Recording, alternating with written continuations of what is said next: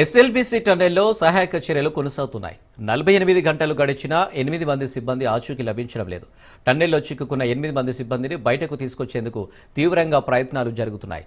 Loco train రాకపోకలకు 9వ kilometre వద్ద అంతరాయం కలిగింది. అయితే మరమ్మతులు చేసి సమస్యను పరిష్కరించేందుకు ప్రయత్నాలు జరుగుతున్నాయి.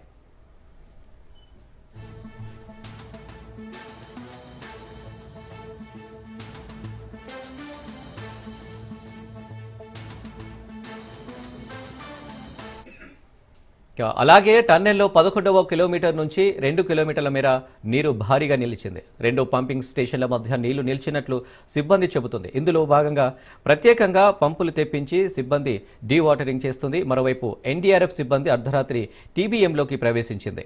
100 మీటర్ల మేర బురదను దాటి టీబీఎంలోకి ప్రవేశించినట్లు అధికారులు చెబుతున్నారు. ఇక పేరుకుపోయిన మట్టిని తీస్తే మళ్లీ కూలే ప్రమాదం ఉందా అనే దానిపై సమీక్షిస్తున్నారు.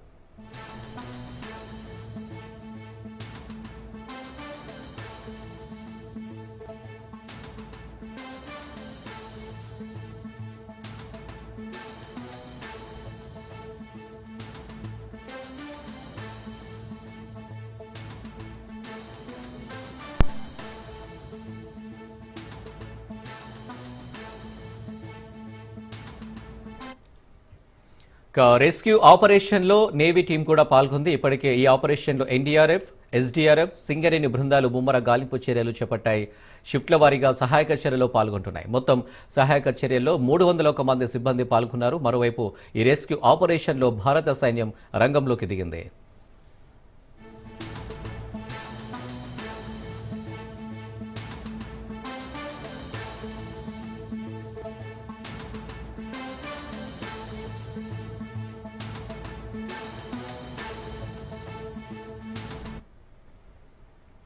నిన్న ఎస్ఎల్బీసీ సొరంగంలోకి వెళ్లారు మంత్రి జూపల్లి. లోకో ట్రైన్లో టన్నెల్లోకి వెళ్లిన మంత్రి దాదాపు 6 గంటల పాటు సొరంగంలోనే గడిపారు. స్వయంగా సహాయక చర్యలో పాలు పంచుకుని తిరిగి బయటకు వచ్చారు. సొరంగంలో చిక్కుకున్న వారిని కాపాడేందుకు లోపల జరుగుతున్న పనులను ఆయన పర్యవేక్షించారు. 8 మంది కార్మికుల పరిస్థితి ఆశాజనకంగా లేదన్నారు.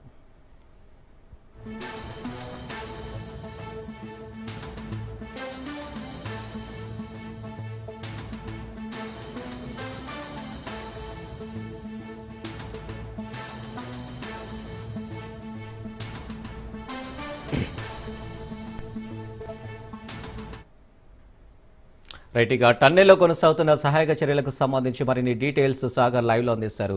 సాగర్, ఏంటి పరిస్థితి? 2వ రోజు కూడా రెస్క్యూ చేసినా కానీ ఫలితం లేకుండా పోయింది. ఏంటి పరిస్థితి? ఏదైతే ఎస్ఎల్బీసీ టన్నెల్ ప్రమాద ఘటనకు సంబంధించి అయితే ఉత్కంఠ రేపుతున్న పరిస్థితి కనిపిస్తుంది. ఎందుకంటే ఇప్పటికే 48 గంటలు దాటిపోయింది.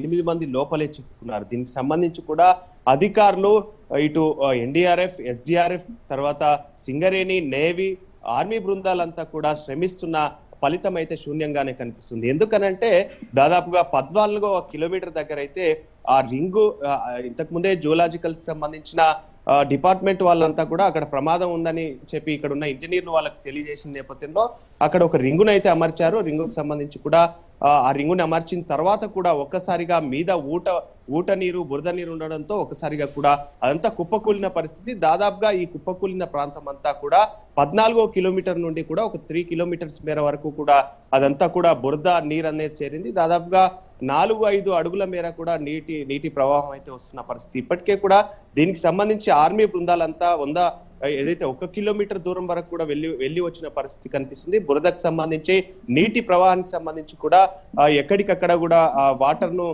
డివైడరింగ్ చేసి బయటికి పంపిస్తున్న పరిస్థితి కూడా మొత్తానికైతే కూడా నిన్నటి నుంచి మొన్నటి నుంచి కూడా రెస్క్యూ టీమ్స్ అంతా శ్రమిస్తున్నా కూడా ఫలితం అయితే లేకుండా పోయింది.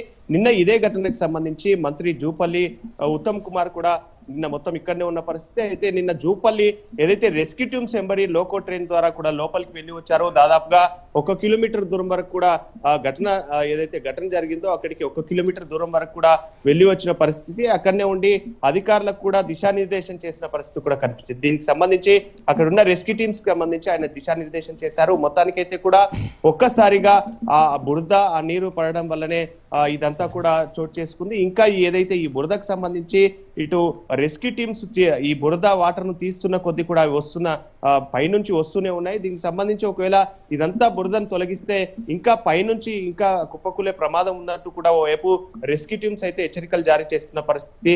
దాదాపుగా 48 గంటలు ముగిసింది.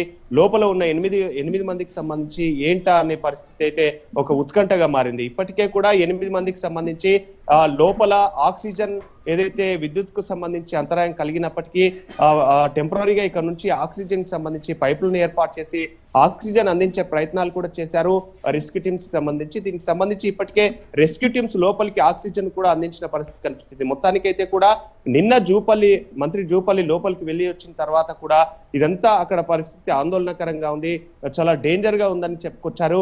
అంతేకాకుండా లోపల ఉన్న 8 మందికి సంబంధించిన ప్రాణాలు ఆశాజనకంగా లేవంటూ కూడా ఆయన చెప్పుకొచ్చిన పరిస్థితి కూడా కనిపిస్తుంది. మొత్తానికైతే కూడా 48 గంటలు ముగిసింది. ఇప్పటికే 48 గంటలు ముగిసింది.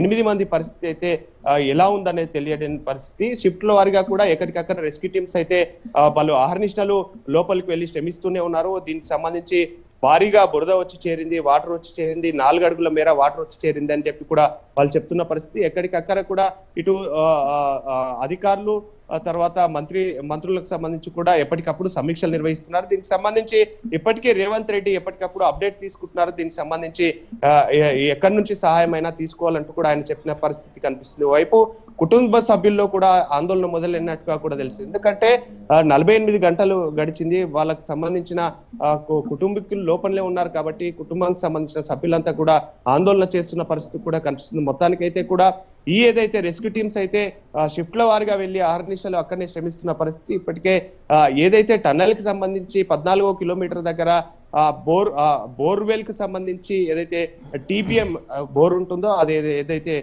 మట్టిని తీసి ఓల్స్ చేయడానికి ఉన్న బోర్ కు సంబంధించి ఆ మిషన్ కూడా దాదాపుగా అక్కడి నుండి ఆ మట్టి నీటి ప్రవాహంకు కొట్టుకొచ్చి 150 మీటర్ల వరకు కూడా తీసుకొచ్చిన పరిస్థితి. దాదాపుగా ఆ 150 మెట్రిక్ టన్నులు ఉన్న అంత వెయిట్ ఉన్న దాన్ని కూడా ఇక్కడ తీసుకురావడాన్ని బట్టి చూస్తే ఇదంతా కూడా ఆశాజనకంగా లేదు, అక్కడ ఉన్న వాళ్ళ ప్రాణాల పరిస్థితి అని కూడా చెప్పుకొచ్చిన పరిస్థితి కూడా కనిపిస్తుందని. Right Sagar, thank you.